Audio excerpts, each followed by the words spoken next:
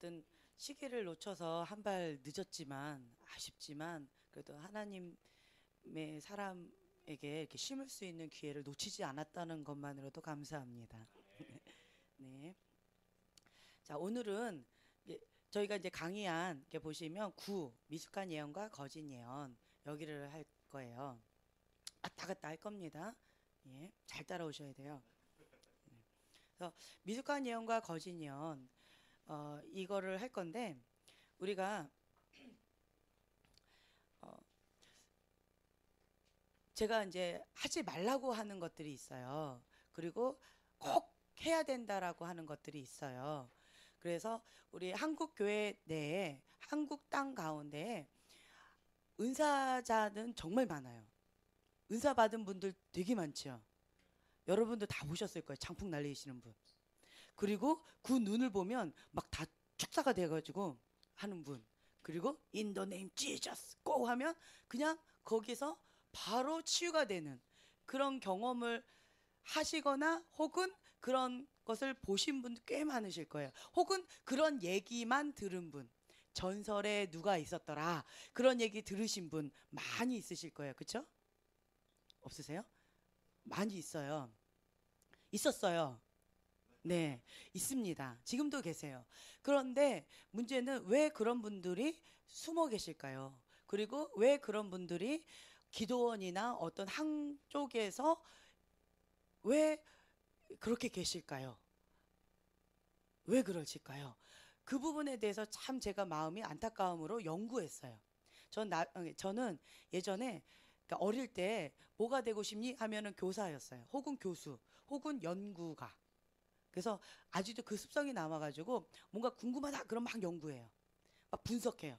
그래서 아 이거는 이런 거고 저건 저런 거야 하고 혼자 굉장히 희열을 느껴요. 그러면서 네, 저 혼자 느낍니다. 여러분 뭐 그래서 막 연구를 해봤는데 그랬는데 안전장치가 없이 그 총이 너무 귀하지만 뭐 다이너마이트도요. 그런 것이 그 광산을 캐거나 이런 데 있어서는 정말 귀하지만 그냥 아무 데서 여기서 막 퍽 터졌다. 어떻게 될까요?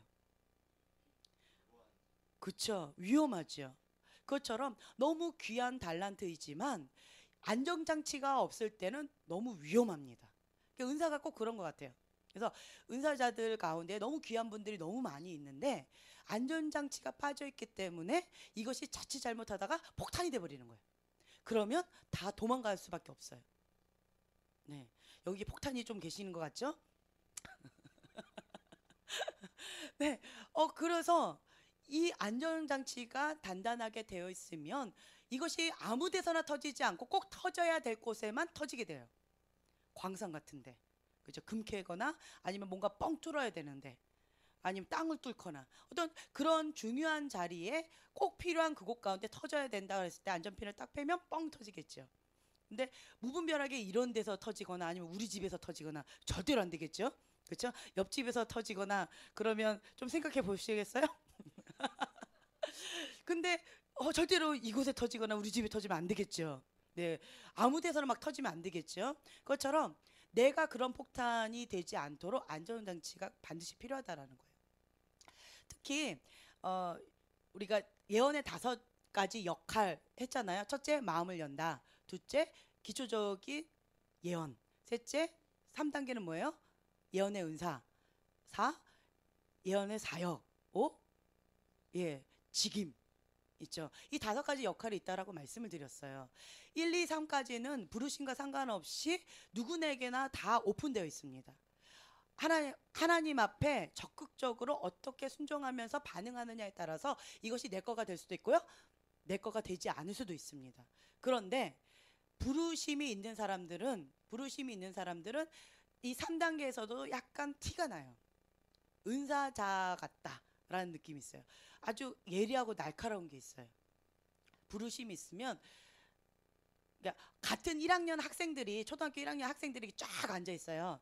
그런데 거기 중에 조금 튀는 아이들 있죠. 네, 좀 똘똘하게 뭐가 반짝반짝하면 튀는 아이들. 그것처럼 이 3단계에 있어도 이렇게 좀 튀는 사람이 있어요. 그런 게 있습니다. 뭐 경험 안 해보셔도 모르겠어요? 어쨌든 있습니다. 그런데 그런 분들은 부르심하고 연결이 되어 있을 수 있어요. 가능성이 있어요. 근데 문제는 뭐냐면 이런 분들이 폭탄일 가능성이 있습니다. 네. 폭탄일 가능성이 있어요. 그래서 부르심 가운데 있는 사람들이 폭탄이 되지 않기 위해서는 철저하게 자기 관리를 해야 돼요. 거짓 예언과 미숙한 예언에 그냥 단순하게 정리를 한다면 공통분모와 차이점이 있어요. 공통점과 차이점이 있어요. 미숙한 예언이 뭘까요? 말 그대로 미숙한 거죠. 거짓 예언은 뭘까요? 예, 거짓된 거죠. 그렇죠? 좀 모자란 거고 이거는 가짜고. 그렇죠? 미숙하다는 건 좀 모자란 거예요. 좀 약간 이게 좀 모질이 이런 거고 그다음에 거짓 예언자는 거짓된 거죠. 모질이가 아니에요. 알면서 의도적으로 했다라는 거죠. 이 미숙한 예언자는 몰라서 그런 거예요. 동기는 순수해요. 마음은 착해요. 그런데 몰라서 무지함으로 그렇게 실수를 저지른 거죠. 그래서 차이점은 뭐냐면 동기가 불순하다. 동기가 순수하다라는 거예요. 공통분모는 무분별하다는 공통분모예요. 분별이 없죠. 분별이 없기 때문에 미혹의 영 가운데 사로잡혀 있을 수는 있겠죠. 네. 그래서 차이점은 동기가 다르다라는 거예요. 차이점은 동기가 다르다라는 거고 공통된 열매는 뭐냐면 공통점은 미숙한 예언자와 거짓 예언자의 공통된 것은 열매가 드러나지요. 그 열매를 보고 그 나무가 무슨 나무다라는 걸 우리가 알 수가 있어요. 사단은 이렇게 디비전이라고 하죠. 분열을 시킵니다. 머리가 두 개예요. 그래서 디비전 분열시켜요. 파당을 짚습니다. 무분별하게 그러니까 이렇게 파당을 지으면서 썩은 열매를 맺어요. 이 썩은 열매 가운데에서 혼동을 주기도 하고요. 혹은 그 가정이 파탄되기도 하고요.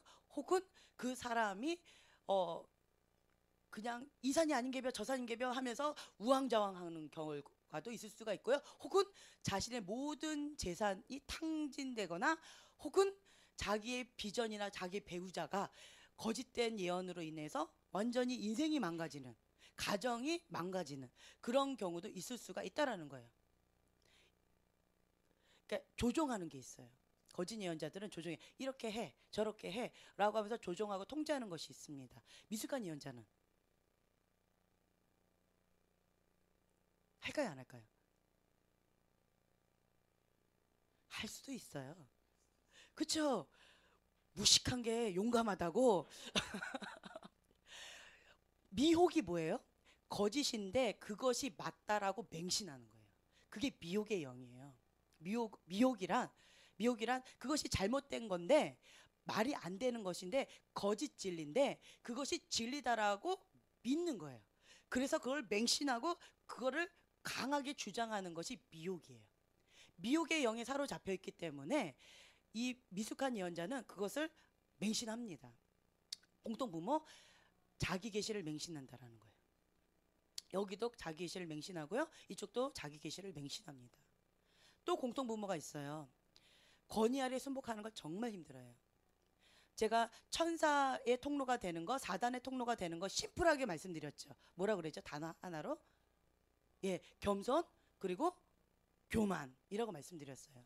하나님의 통로로서 천사의 역할을 하는 것은 겸손한 자예요. 그런데 교만한 자는요. 루시퍼가 됩니다. 천사가 하루아침에 루시퍼가 됐어요. 그러니까 사단이 돼버렸어요. 뭐였죠? 교만이었어요. 천사였는데 한순간에 사단이 됐어요. 교만이었어요. 다른 죄 아니었어요. 하나님처럼 되리라 하고 대적한 거예요. 거역한 거예요.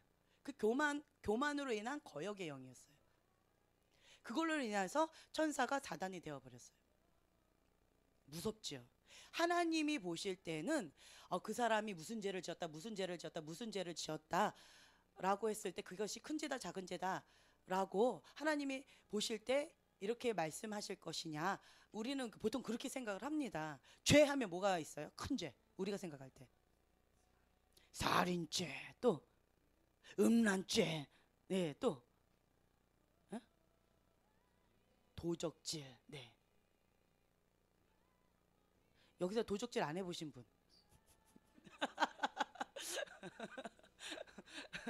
갑자기 조용해지네요. 돌을 들어 쳐라 할 때 갑자기 조용해져 버려요.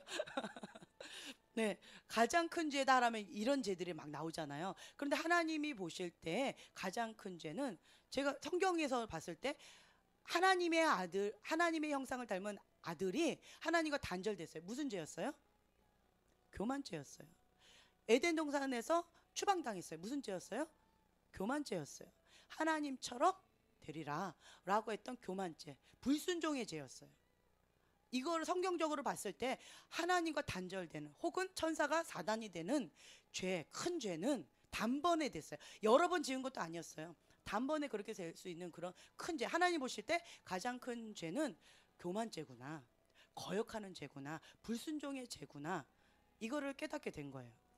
그렇죠? 그런데 여기에서 이 거짓 예언자는 무당의 영이 있는데 교만합니다. 거역의 영이 있어요. 그래서 권위 아래 순복하는 거가 가장 힘들어요. 자, 여러분 가운데서 나는 예언적 부르심이 있다. 빨리 들어보세요. 네, 나는 예언적 부르심이 있다. 네, 예. 중보자인데 뭐. 네, 예언적 부르심이 있다. 예언적 부르심이 있는 사람은 예배자, 그리고 나는 예수님을 맞이하는 신부다, 그리고 중보자다, 그리고 예언 사역자다. 예, 이런 분들 다, 이런 분들은 예언적 부르심이 있습니다. 한번 다 손 들어보세요. 예언적 부르심이 있는 사람들, 이런 분들은 1, 2, 3은 기본적으로 다 할 수가 있어요. 그리고 그것 가운데 하나님 앞에 더 친밀함으로 순종적으로 더 나아가면, 하나님의 콜링 가운데 순종하면서 나아가면, 반응하면서, 적극적으로 반응하면서 나아가면 더 깊이 들어갈 수 있습니다. 이 부르심하고 관련이 있어요. 그런데 자, 여기 가운데 있는 사람들 가운데에서 지금 손 드셨죠? 자, 여기가 폭탄일 가능성이 높습니다. 아직 너무 내가 나는 은사자가 아니에요, 이런데 어떻게 교만할 수 있어요? 내가 한 말에 나의 한 말로 인하여서 그 사람이 아멘 해준 것만 해도 너무 고맙잖아요. 네, 그것만 해도 너무 고마운데 어디 거기다 대고 교만해, 내 말 안 들었어, 이렇게 말할 이런 사람이 어디 있어요? 그렇죠? 그래서 폭탄이 될 가능성은 아직은 없어요. 예, 아직은 없어요. not yet이에요. 아직은 없어요. 하지만 내가 예언적 부르심이 있다라고 하는 사람들 가운데에서 예언에 자꾸 맞고, 그리고 내가 예언 사역자의 부르심이 있다라고 생각하는 사람 있을 거예요. 여기. 자, 손 들어보세요. 있으면서 왜 손 안 들어요? 자, 폭탄 들이십니다. 네, 예, 폭탄 들이세요. 이런 분들이 자칫 잘못 터지면 자기 영향력만큼 터집니다. 네, 예전에 타드 벤틀리가 한번 뻥 하고 터졌지요. 그랬을 때 그 영향을 받았던 수많은 사람들이 다 폭탄 맞았었어요. 너무너무 많이 힘들었었어요. 그 영향이 너무 컸기 때문에. 근데 시골에 모 교회에, 조금 작은 교회에서 폭탄이 한번 터졌어요. 그러면 그 시골에 거기에서만 폭탄이 터졌기 때문에 우리들은 몰라요. 그래서 다시 이쪽으로, 동네로 이사 와가지고 다시 시작할 수는 있어요. 아무도 모르니까. 그런데 타드 벤틀리 같은 분은 전 세계적으로 다 알려져 버렸기 때문에 한국에 와도 좀 환영받지 못했어요. 과거에는 막 좀 플로리다, 이렇게 발음이 안 될까? 거기에서 막 부흥이 막 일어났잖아요. 꺼지지 않는 부흥이 될 것이다. 막 엄청나게 축복을 받았는데, 그런데 꺼져버렸죠. 왜요? 딱 한 가지만이 꺼뜨릴 수가 있었어요. 그게 뭐였죠? 사역자가 하나님 앞에 거역하고 불순종하고 죄를 짓는 거. 사역자 자체가 하나님 앞에 그렇게 스스로가 떠나갔을 때 그 불은 꺼지는 거였어요. 그렇지 않았다면 꺼지지 않는 불이었어요. 얼마나 그때 축복이었었어. 그런데 그때 막 여러 나라에서 콜링이 왔었어요. 와달라, 제발 좀 와달라. 그때 스케줄이 바빠서 막 이랬었어요. 한국에 막 안 오셨었어요. 그런데 지금은 한국에 가고 싶다고 그래도 왜 오세요? 뭐 이런 분위기가 돼버렸어요. 그래서 마음이 되게 안타깝죠. 그래서 아직 내가 폭탄이 안전장치가 안 되어 있는데 이렇게 영향력이 커져버리면 정말 위험합니다. 특히 한국에서는요, 한복 거짓 선지자다라고 타겟이 되면 한국 땅에서는 못 살아요. 그러니까 사는 것 자체가 안 돼요. 그렇죠? 지구를 떠나는 것처럼 좀 조용히 나가야 돼요. 한국 땅은 좀 그게 좀 강하더라고요. 외국 땅은 좀 그래도 조금 이렇게 실수하거나 이래도 괜찮아, 실수할 수 있지, 다시 잘해 이러면서 공식적으로 사과하고 회개하고 품어 안고 다시 한번 기회를 주고 이러한 존중의 문화가 되어 있어요. 그런 곳이 있어요. 근데 한국은 아니에요. 한번 딱 떴다 그러면 벌써 소문이 쫙 퍼져가지고 이미 끝났어요. 예, 공감하시죠? 그렇기 때문에 한국에서 지금 다 한국 사람이시잖아요. 여기서 한국에서 조금, 그래서 미국 가시나요? 어떤 분? 네. 그래서 한국에서 감사하게 아직 터지진 않았어요. 여기 오신 분들 가운데.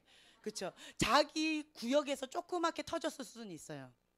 예, 조그맣게 터졌을 수는 있겠지만 아직 여기서 한국 땅에 이게 폭탄을 터뜨릴 정도로 그런 분은 아직은 없으세요. 감사하죠. 네. 그래서 지금 안전장치를 빨리 하셔야 돼요. 안전장치를 빨리 딱 해놔야지 나중에 영향력이 있게끔 딱 하나님이 쓰실 때 안전장치가 있기 때문에 하나님 보호막이 있어요. 네.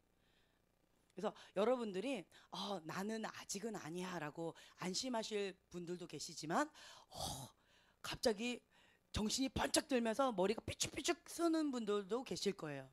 네, 오늘 그런 분들을 향한 말씀이에요. 잘 들으세요. 미숙한 예언과 거짓 예언에 있어서 미숙한 예언자는 자기 생각이 많아요. 인간적이에요.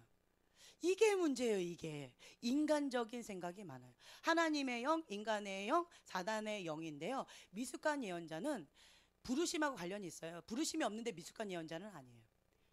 자, 지나가던 주한이는 예언적 부르심은 없어요. 주한이가 와가지고 뭐 어디 가가지고 어떤 교회나 어떤 단체에 가가지고 주한이가 막 외쳤어요. 뭐라고 하나님 뭐라고 외쳤어요. 그랬을 때 사람들의 반응이 어떨까요? 너무 노골적으로 얘기하잖아요. 뭐 이렇게 되는 사람 아니면 열심히 외치는 이거 열심히 해 그냥 이러고 가죠.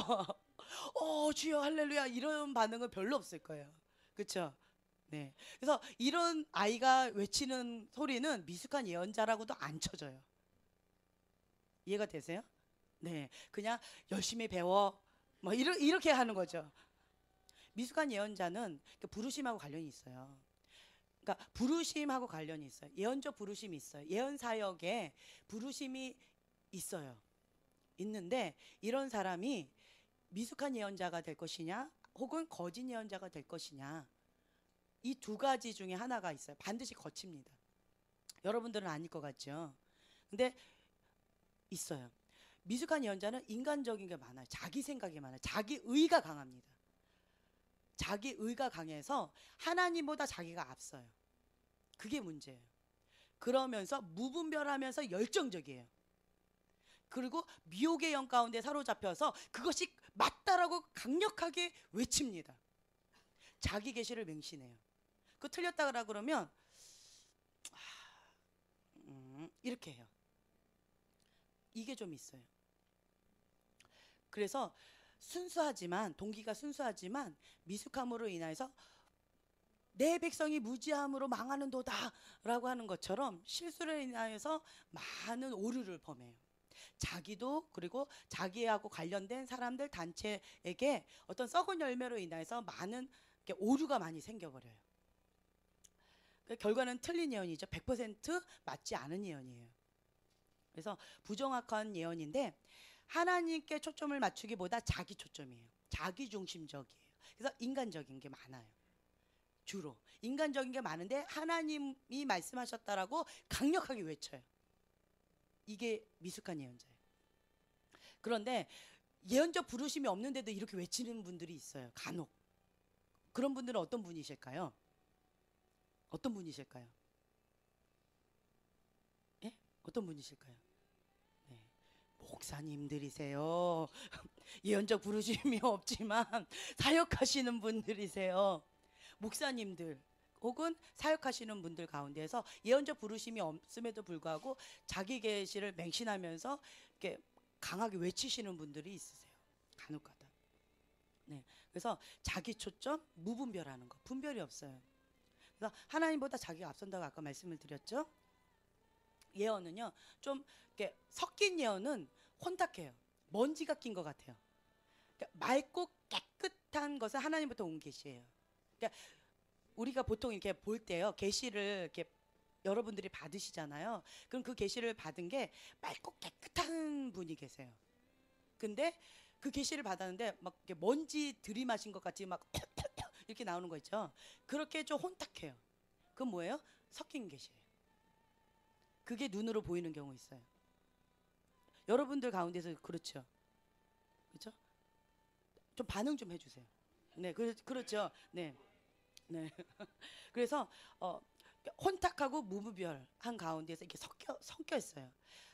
인간의 영과 사단의 영 이렇게 두 개가 섞여 있다든가, 혹은 인간의 영이든가, 혹은 사단의 영이든가, 혹은 이 세 개가 다 섞였든가, 뭐 이렇게 섞여 있어요. 이런 경우가 무분별하고 혼탁하다라는 거죠. 그래서 자기 판단과 상처를 많이 줘요. 그리고 사단으로부터 계시를 받는 거는 뭐냐면, 나는 여기 가운데에서 내가 사단의 대표자다 이런 분 아무도 없을 거예요. 나는 사단의 영을 받아서 예언을 하고 싶다 이런 분들은 아무도 없을 거예요. 그렇죠? 그런데 하고 계세요. 왜 그럴까요? 왜 그럴까요? 네, 내 안에 있는 쓴뿌리로 인하여서 그 쓴뿌리가 치유가 되지 않는 한 그 통로로 인하여서 사단이 그 틈을 타고 이렇게 와요. 그래서 나는 원하지 않지만 가끔씩 뭐가 터져요? 옆구리 터지는 소리가 자꾸 나와요. 그러니까 이게 쓴뿌리 때문에 그래요. 여기 안에 이것이 제거되지 않는 한 자꾸 섞여서 나와요. 내가 원하지 않지만 나는 바르게 걷고 싶고 바르게 보고 싶은데 자꾸 왜곡되게 자꾸 삐딱하게 나오는 이유는 내 안에 있는 상처나 쓴뿌리 때문에 그렇습니다. 이것이 해결이 받아야 돼요. 하나님 앞에. 이번에 아이리스 미니스트리에서 했던 하이드 베이커 집회에 가신 분. 네. 이번에 주하냐고 제가 월요일 날 무슨 외교관에 가가지고 뭐 이렇게 공중받는 게 있었어요. 그래서 시청에 와야 되는 어떤 그런 상황 가운데 12시 반에 출발했는데 뺑뺑이를 돌아가지고 저녁 늦게 집회 장소로 가버렸어요. 길을 헤매서. 정말 10여 년 만에 외출이었던 것 같아요. 그래가지고 결국은 하이드베이커 집회로 갔어요. 집에 가는 버스를 못 찾겠는 거예요. 겨우 찾았는데 버스는 안 와요. 그래서 우리 그냥 가까운 데로 그 집회 장소 가자. 그래가지고 그냥 갔어요. 그래가지고 저녁 7시 반에 그 교회로 갔어요. 그래서 갔는데 내 생각으로 내가 했던 어떤 계획이 다 어그러졌었어요. 다 어그러졌는데 결국은 이 집회를 오게 된 거예요. 어그러져서 온 거예요. 하나님, 그 몇 시간, 7시간을 제가 계속 걸어 다닌 거잖아요. 밥도 제대로 못 먹었어요. 그래서 되게 많이 힘들어서 겨우 지쳐가지고 이렇게 앉아 있는데 다른 사람들 막 일어나서 찬양하는데 다리가 후들후들거려서 도저히 못 서 있겠더라고요. 앉았는데 깜빡깜빡 이게 왔다 갔다 하더라고요. 그런 사이에 깜빡깜빡하면서 음성 듣잖아요. 그때 그쵸? 아니면 환상을 보잖아요. 그런데 갑자기 그냥 왔다 갔다 하는데 메시지는 들리면서 왔다 갔다 하는데 하나님 이것만큼은 안 돼요라고 하는 그 부분을 하나님 앞에 내려놓길 원합니다 라는 그 음성이 이렇게 들렸는데 난 그런 거 없어라고 이렇게 내 말은 그렇게 했는데 이게 왔다 갔다 하면서 보여주셨어요. 아직은 아니야라고 했던 게 뭔지를 환상으로 보여주시더라고요. 네, 그게 두 가지가 있더라고요. 하나가 뭐였냐면 죽음에 대한 두려움 있더라고요. 그리고 또 한 가지, 그러니까 인식을 못했었어요. 근데 죽음에 대한 두려움, 또 한 가지는 이게 순결, 예, 거룩, 이것에 대해서 제가 생명 이것만큼은 안 돼요라고 꽉 붙잡았던 거였어요. 이 두 가지를 안 내려놨어요. 하나님 앞에 안 내려놨다는 것을 이게 깜빡깜빡하면서 이 두 가지 딱 보여주시더라고요. 그래서 이것까지도 내려놔야 되는구나 인식했어요. 첫째 날. 그리고 하나님 감사합니다. 내가 몰랐던 부분을 하나님께서 인식시켜 주셨군요. 라고 했어요. 그리고 둘째 날 갔는데, 근데 이제 제 자리가 앞자리에 있었는데 어르신이, 그것도 제가 아는 분이 앉아 계시는 거예요. 일어나세요. 내 자리예요. 말을 할 수가 없는 거예요. 그래가지고 저쪽 구석에 앉았는데 마음이 조금 상했어요. 왜냐하면 들리지도 않아요. 보이지도 않아요. 이거는 그냥 관객처럼 내가 저 구석에 있는데 마음이 상해가지고 내가 여기 앉아서 뭐 하고 있나 이런 마음이 들었어요. 은혜가 하나도 안 되는 거예요. 말도 안 들리니까.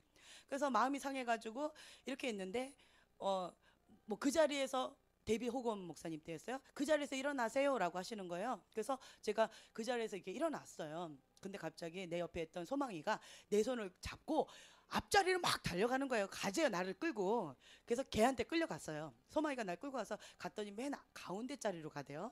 그 앞자리. 그래서 어머 얘 뭐가 있나 봐. 막 그러면서 그냥 갔어요.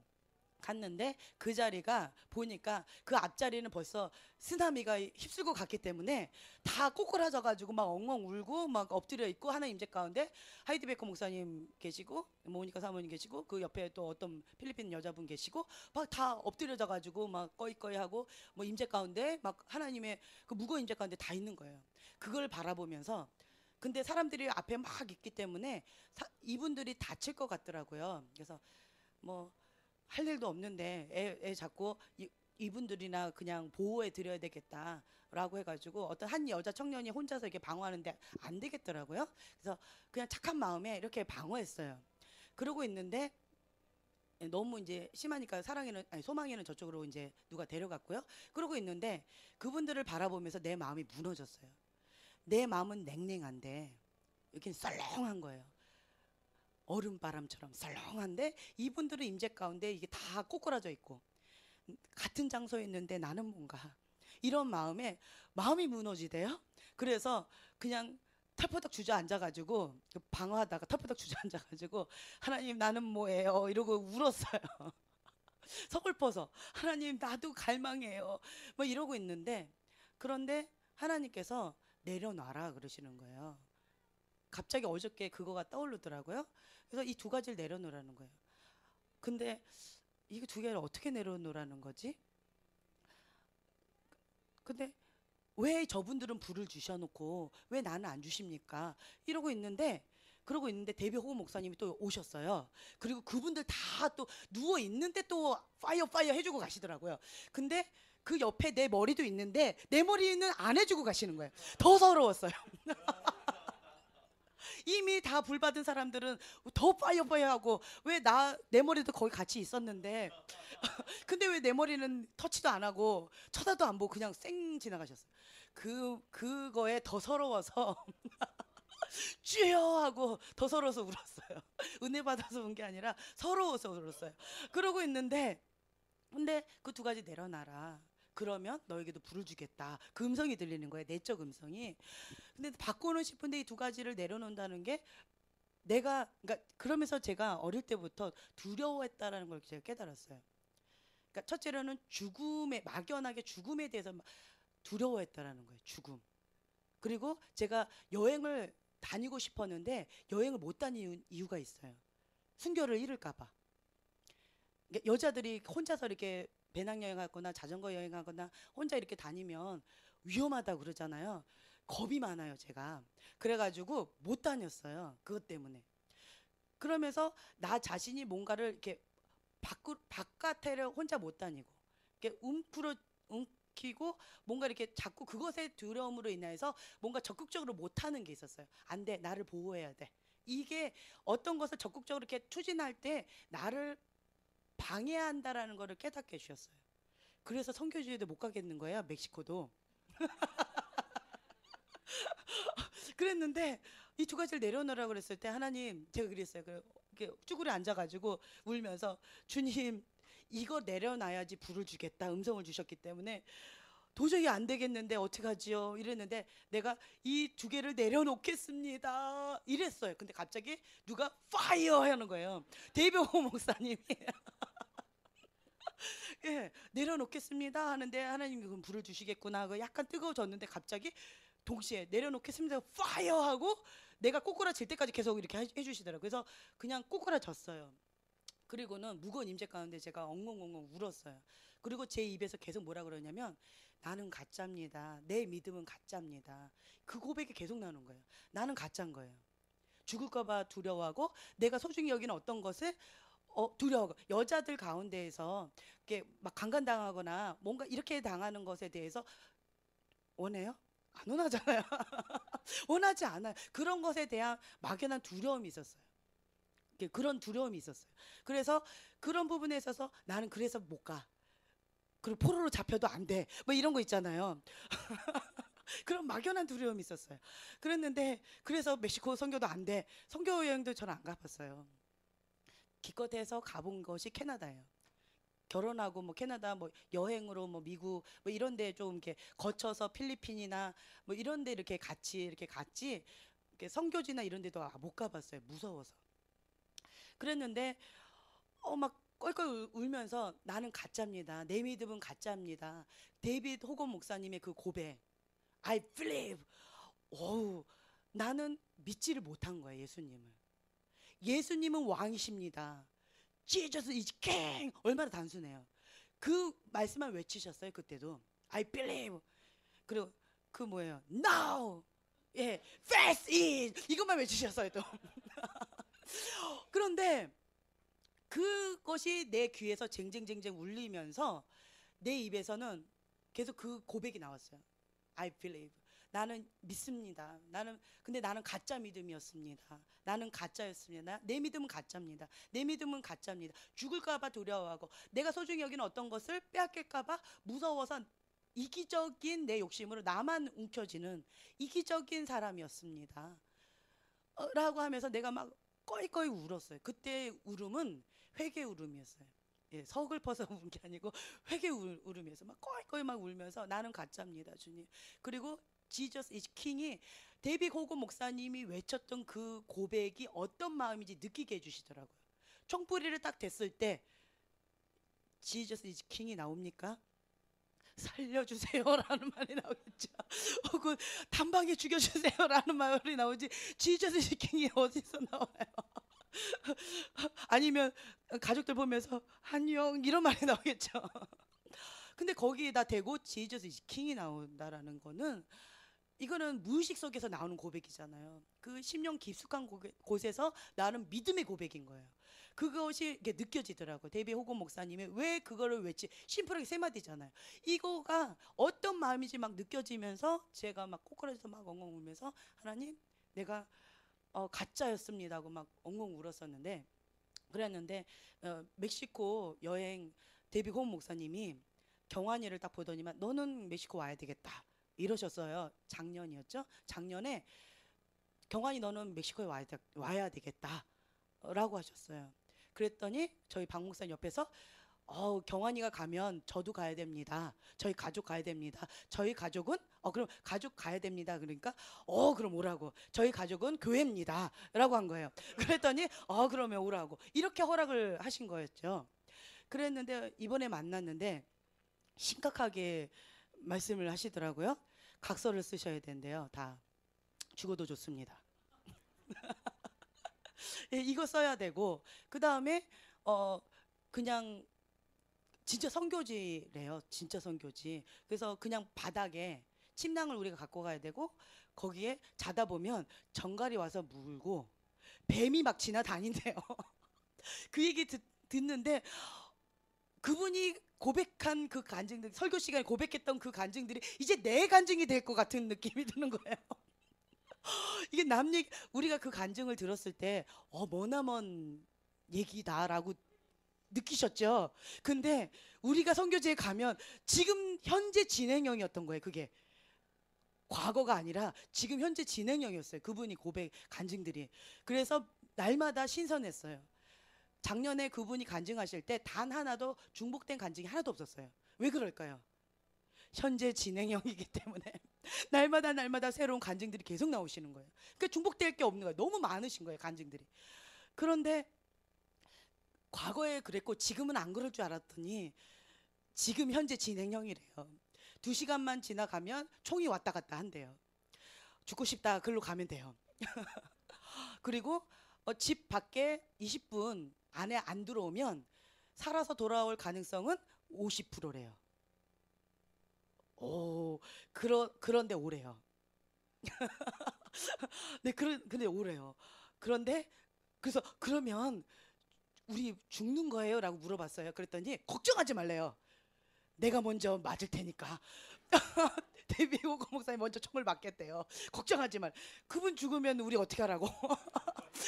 멕시코에 남아있어 살아봤자 어떡하라고? 죽으면 안 되지. 그분은 살아남아야지. 우리 죽은 사람 빨리 이렇게 해서 빨리 부활시켜야죠. 먼저 죽으면 안 되잖아. 우리 아무리 하면 어떻게 절대 안 되죠. 근데 먼저 죽겠다는 거예요. 그래서 그거는 도움이 안 된다고. 어쨌든 그런 상황 가운데에서 뱀이 지나가고 정갈에 쏘이면 보통 죽는다 그러잖아요. 정갈에 쏘이면 죽는다며요. 그랬더만 걱정하지 말라고. 많이 아플 뿐이라고. 죽지는 않는데요. 그분 표현 있잖아요. 올라가 내려가는 거. 많이 아프대요. 죽지는 않는데요. 생명은 부지한다는 거죠. 그렇지만 거기에 있는 모든 사람들이 100%다 물려봤대요. 네. 그러니까 우리가 가면 그건 각오하고 가야 되는 거예요. 그리고 자고 있으면 정갈뿐만 아니라 뱀까지 이렇게 쓱 온대요. 그 얘기 들으니까 침대 위도 아니고 바닥에서 자는데 침낭 속에서 쓱 들어오면 나 이거 어떻게 해야 되나, 서서 자야 되나, 갑자기 그때부터 고민이 되는 거예요. 나 안 간다고 얘기할까? 간다고는 다 외쳤는데 나 안 간다고 할까? 박 목사님이 금요일 날 갈 사람, 멕시코 갈 사람 손들라고 했어요. 그랬더니 막 저요 젊은 청년들 다 손들고 현주 억지로 손들고 근데 저는 끝까지 손 안 들었어요. 못 들겠어요. 아직 not yet. 아직은 모르겠는 거예요. 근데 이 두 가지, 그렇죠? 내가 막연하게 두려워했던 이 두 가지를 내려놓으면 어렵지 않잖아요. 그렇죠? 어렵지 않은 거예요. 그래서 이 두 가지 내려놓으라고 했고, 내가 내려놓으면 하나님 불을 주신다고 그랬는데 영적으로는 내가 아멘 했고 영적으로는 하나님 앞에 이것이 딱 됐는데 실제로 이제 삶 가운데 내가 해야 되잖아요. 이것이 멕시코가 아닐까라는 두려운 마음에 지금 콩닥콩닥하고 있어요. 뱀 몰라요. 지금 축사 사역 하시는 분들 보면 뱀 잡으면 그냥 이렇게 하고 이렇게 한다잖아요. 하이디 베컨 목사님도 뱀 보면 딱 해서 이렇게 하든가 아니면 밟아 죽인다 그러더라고요. 막 때려서 죽이든가 아니면 결혼식장에 결혼식장에 되게 재밌는 얘기 있었어요. 그 모잠비크에서 결혼식이 있었는데 갑자기 그 로베토 목사님이 막 기타 치면서 막 이렇게 하시다가 갑자기 내려가 가지고 기타를 땅을 막 신부 뒤에서 막 내리쳤대요, 기타를. 그래서 이 남자가 왜 저러나, 자기가 사랑하는 여자가 결혼해서 그 뒤에서 막 땅을 치며 통곡을 한 건가. 이게 되게 이상하잖아요. 그랬더니 그 신부가 들어오는데 뱀이 따라서 이렇게 들어오더래요. 신랑을 따라서 한 마리, 신부를 따라서 한 마리가 이렇게 들어오더래요. 그래가지고 로비토 목사님이 그 기타 얼마나 귀할 거예요. 근데 그 뱀을 막 머리를 내리 찍어서 죽였대요. 그게 결혼식장이었다고 그러더라고요. 그래서 이게 축사하시거나 시골에서 사신 분들은 이게 어렵지 않다고 그냥 이렇게 한다고 하는데 저는 뱀 가장 징그럽고 너무 싫은 거예요. 그래서 이게 뱀을 승리하면 멕시코에 갈 수 있겠다 이런 마음이 들 정도로. 여러분들은 뭐 어렵지 않으신가 봐요. 저는 심각한데 백반, 그렇죠. 그래서 내가 밤새도록 고민했어요. 이 캐리어에 가득 이게 백반을 가득 가져가 열흘 동안 살아야 되니까. 그랬더니 또 박 목사님이 백반 뭐 소용 없다고 뭐 이러신데 그럼 어떡하라고, 날 책임지세요 이러면서 어찌됐든 이제 그러면서 제 마음에 이제 준비기도 하고 있어요. 뭔가 하나님께서 이거 2개 내려놓으면 불을 주시겠다라고 말씀을 주셨고, 그리고 영적으로 내가 아멘을 했지만 실제적으로 이거 2개 내려놓으면 멕시코 가는 겁니다. 정보해 주세요. 되게 두렵고 떨립니다. 예, 살아서 돌아오. 그래서 내가 좀 걱정했어요. 주한이, 경한이, 뭐 저 박 목사님 가시면 어머니 남기고 사랑이, 소망이, 온유가 남는데 우리 다 죽으면 저희 어머니가 알아서 잘 키우시겠지. 잘 부탁합니다. 네. 각서줘서 가야 된다니까. 네. 어쨌든 그렇다는 거예요. 그래서 갑자기 이제 이게 나왔는데, 네. 네, 3점으로 빠졌는데, 어쨌든 하나님 앞에 여러분들이 하나님의 음성을 들을 때 내려놓으라고, 그러니까 순종이에요. 제가 말씀드리는 건 뭐냐면 즉각 순종. 어린아이 같이 즉각 순종하는 거. 겸손하면 즉각 순종하는 게 어렵지가 않아요. 그런데 교만하면 즉각 순종하는 게 너무 어려워요. 교만하면 거역하기가 쉬워요. 거역하지 않는 게 너무 어려워요. 겸손하면 순종하고 그 권위 아래 순복하는 게 너무 쉬워요. 심플하죠. 진리는 심플해요. 나는 권위 아래 순복 잘합니다. 순종적입니다. 한번 손 들어보세요. 감히 못 드십니까? 네. 네, 손 드신 분은 아니십니다.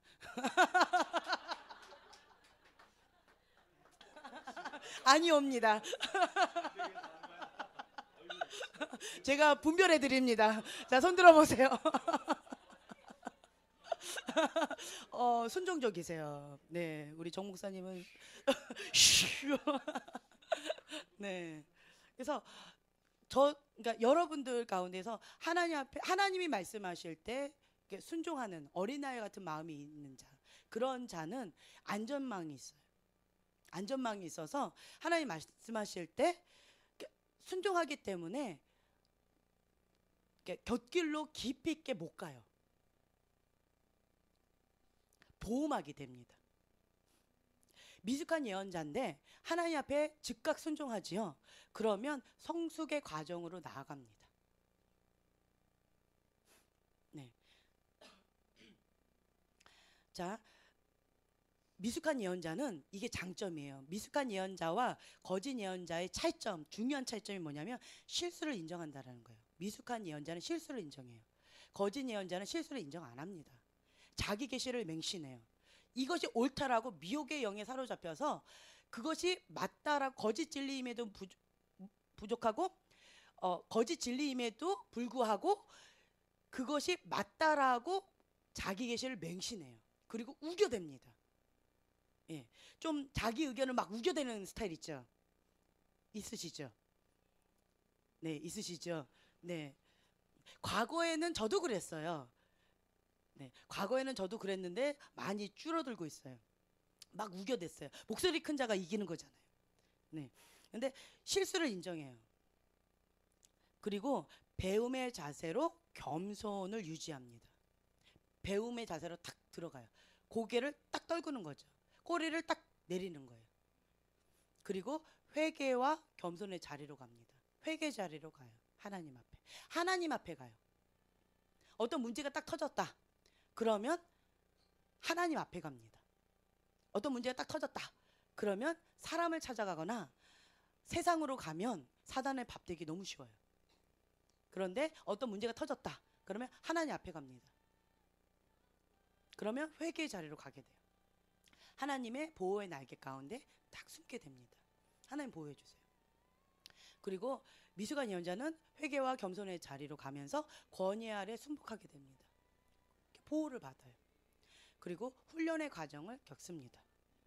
이렇게 되면 성숙한 예언자로서 성장해 나아갈 수 있는 귀의 문이 열리게 되는 거예요. 이게 차이점이에요. 그래서 예수님의 인격과 인품, 예수님의 성숙함을 배우기 시작하는 거죠. 근데 거짓 예언자는 무당의 영이 있어요. 무당의 영은 크게 두 가지라고 얘기하는데 교만과 욕망이에요. 교만. 아까 교만이 있으면 거역한다고 그랬죠. 불순종한다고 그랬죠. 욕망. 자기의 욕심을 채우는 거예요. 하나님께서 영광을 받으시는 것이 아니라 자기의 욕심, 자기가 영광을 받는 거예요. 그래서 무당의 영이 있습니다. 거짓 예언자는 무당의 영이 있어요. 근데 여기에서 제가 누구라고 말씀을 못 드리겠는데 무당의 영이 있는 분이 몇 분 계세요, 지금. 이거를 교만과 욕망의 영, 이게 뿌리가 있어요. 이거를 뿌리채 뽑아내는 작업들을 하셔야 돼요. 계속. 그래서 거짓 예언자는 조종하고 두려움을 줘요. 그리고 조작하고 지배하려고 해요. 그리고 이렇게 저렇게 하면서 자기 말을 안 들으면 팍 이렇게 돼버려요. 그래서 예수님과 멀어지게 해요. 하나님이 아닌 사람을 높이고요. 하나님 앞에 겸손과 멀어지게 하고, 그리고 하나님과 사람 사이에 우상을 만들어요. 하나님과 사람 사이에 뭔가를 세운다라는 거죠. 그래서 거짓 예언자는 동기가 불순합니다. 악의가 있고 의도적이에요. 사적인 욕심이 있고 욕망이 있는 거죠. 그리고 초점은 자기 초점이에요. 내가 중심인 거예요. 자기 초점.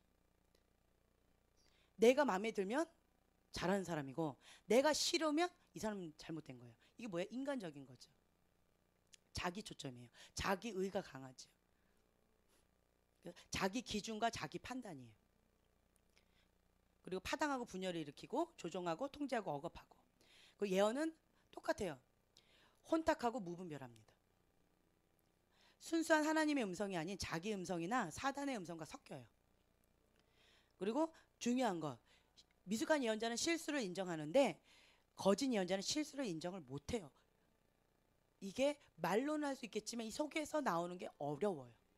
그거 아니야, 그렇게 하지 마세요 라고 했을 때 말은 네 라고 했든지 안 했든지 이 속에서는 거부 반응이 일어나요. 실수 인정하는 게 어려워요. 누가 뭐라고 얘기했을 때 여기서 확 올라와요. 그래서 조언을 무시해요. 그리고 공격적이고 배타적이고, 그리고 왕따를 시켜요. 누구를요? 다. 그래서 또 돌아다닙니다.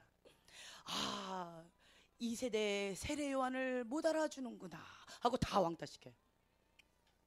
자기는 의로운 하나님의 사람이고 의로운 하나님의 선지자예요. 그런데 다른 사람이 다 못 알아주기 때문에 다 왕따시키고 또 돌아다니면서 여기저기 배회하면서 나는 선지자다 이러고 막 다니는 거죠.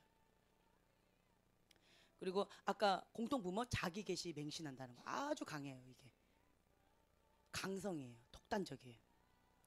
그리고 이렇게 하다가 이제 버림받죠. 훈련을 받는 거 참 어려워해요.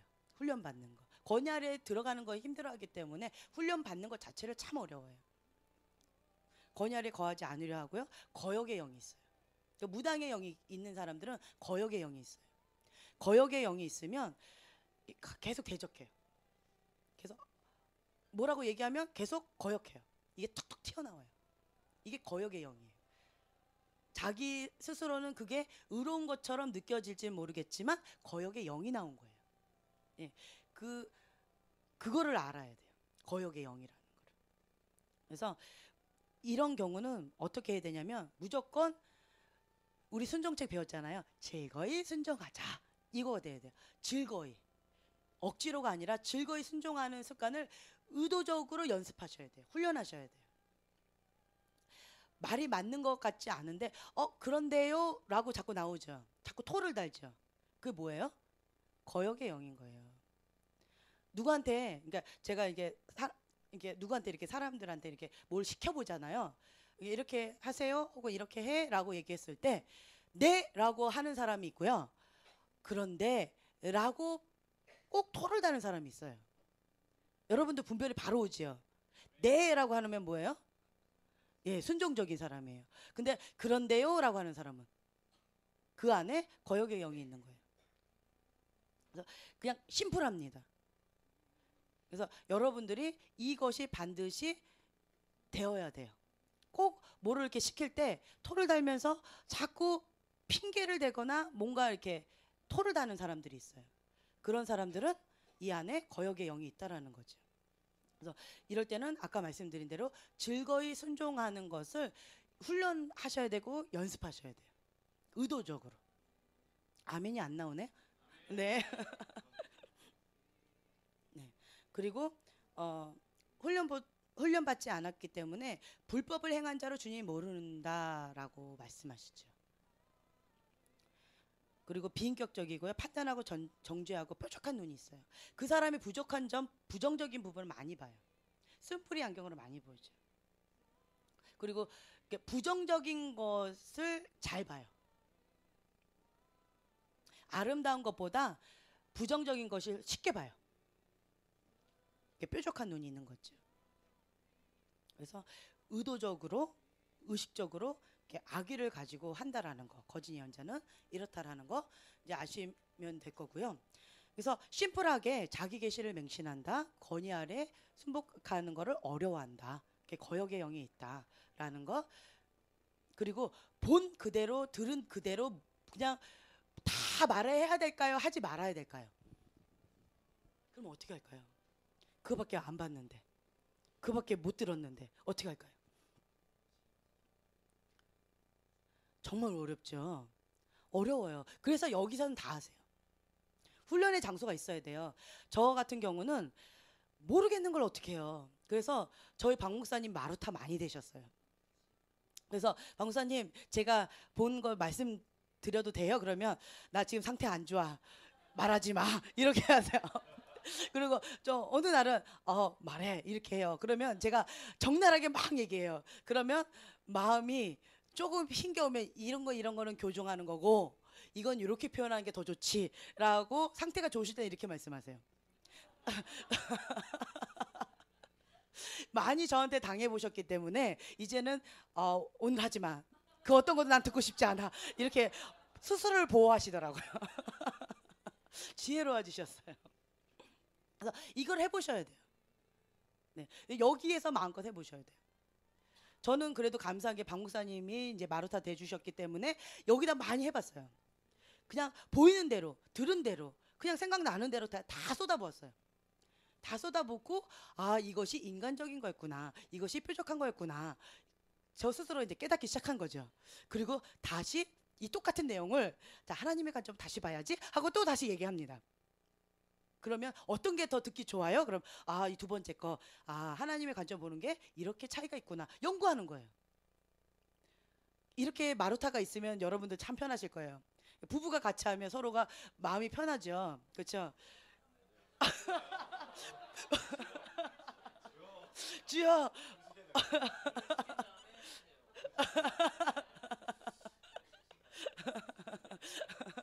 네. 그래서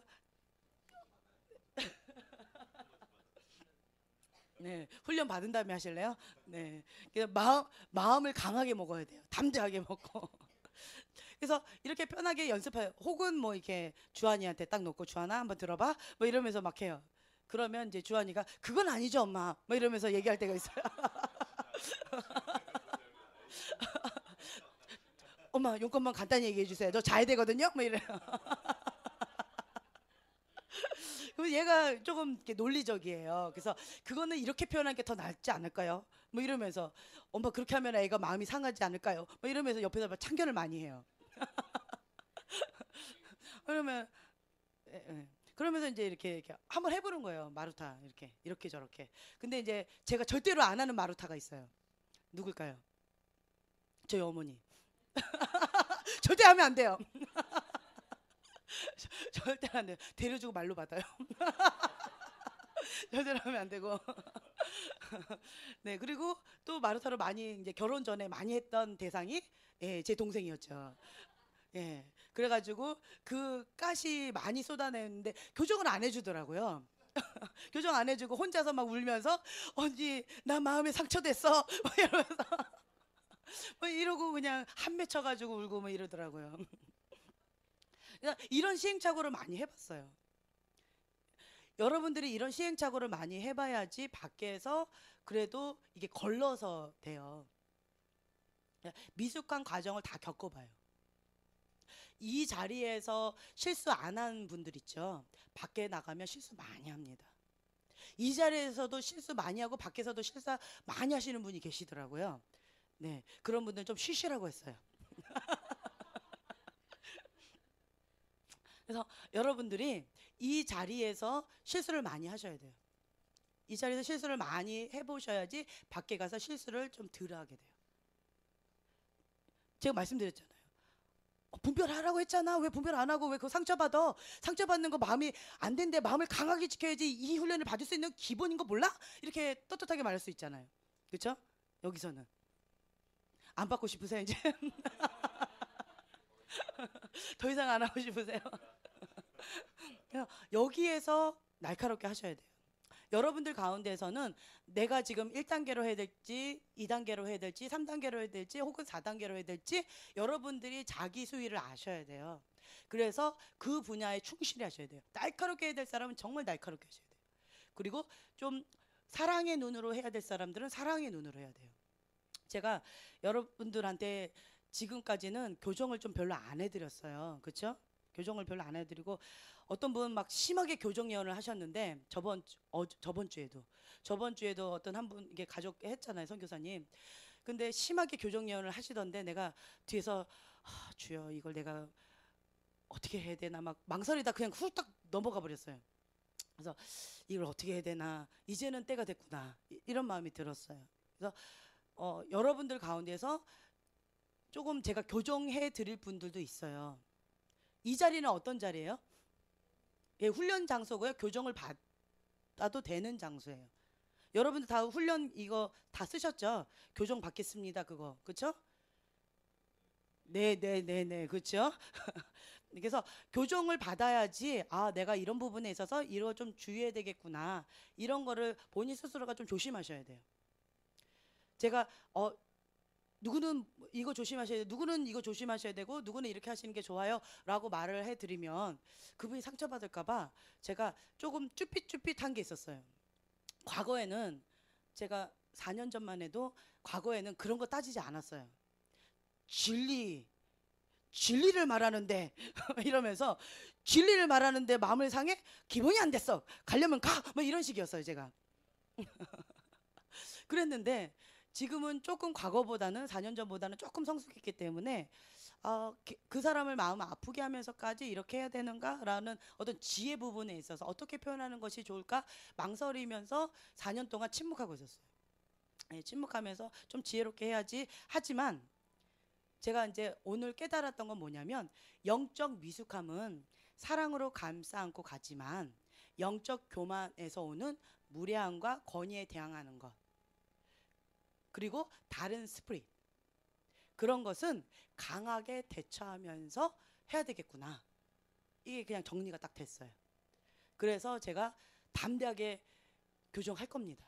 그래서 여러분들한테 계속 제가 말씀드리죠. 교정 받을 때 이렇게 가지치기 할 때요 되게 아파요. 아프죠. 그렇죠. 아파요. 손을 딱 뻗었는데 손을 너무 뻗어서 하고 탁 치면 기분 나빠요. 그렇죠. 아프기도 하고 기분 나쁘기도 해요. 근데 가지를 딱 쳐버려 봐요. 되게 아프겠죠. 아파요. 그렇기 때문에 마음을 강하게 먹어야 돼요. 예. 그래야지 성장합니다. 가지치기 없이 성장 못 해요. 가지치기 안 하면 어떻게 해요? 가지가 옆으로만 계속 뻗어서 성장을 못 해요. 여기 다 훈련 받으러 오신 분들도 계시고 혹은 예언 받으러 오신 분들도 계실 거예요. 그래서 여러분들 이거를 마음에 나는 다 눈 감아 보세요.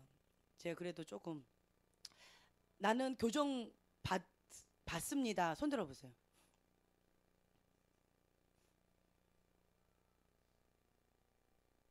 네. 좋습니다. 손 내리세요.